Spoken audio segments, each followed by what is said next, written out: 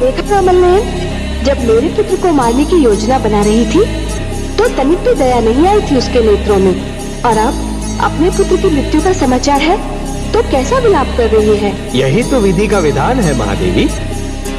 जो दूसरे को दुख देकर हंसता है, होनी उसे दुख देकर 100 बार रुलाती है।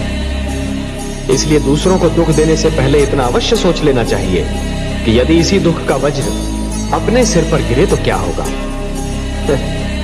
महादेवी, जिस प्रकार बिच्छू को यह ज्ञान नहीं होता कि उसका डंक केवल किसी और को नहीं स्वयं उसे भी चुभ सकता है, उसी प्रकार एक दुष्कर्मी को भी यह ज्ञान नहीं होता कि उसका दुष्कर्म स्वयं उसे भी हानि पहुंचा सकता है। परंतु महादेवी, सिंहिका तो अभी इस बात से अनजान है कि आह्लाद जीवित है।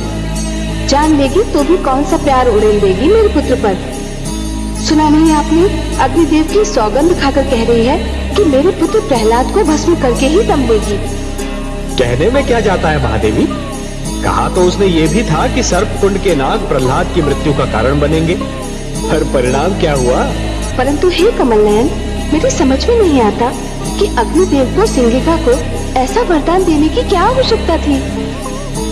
महादेवी, अग्निदेव तो ये भली भांति जानते हैं कि भोले शंकर ने जो दैत्य गुरु शुक्राचार्य को वरदान दिया था उसका परिणाम क्या हुआ।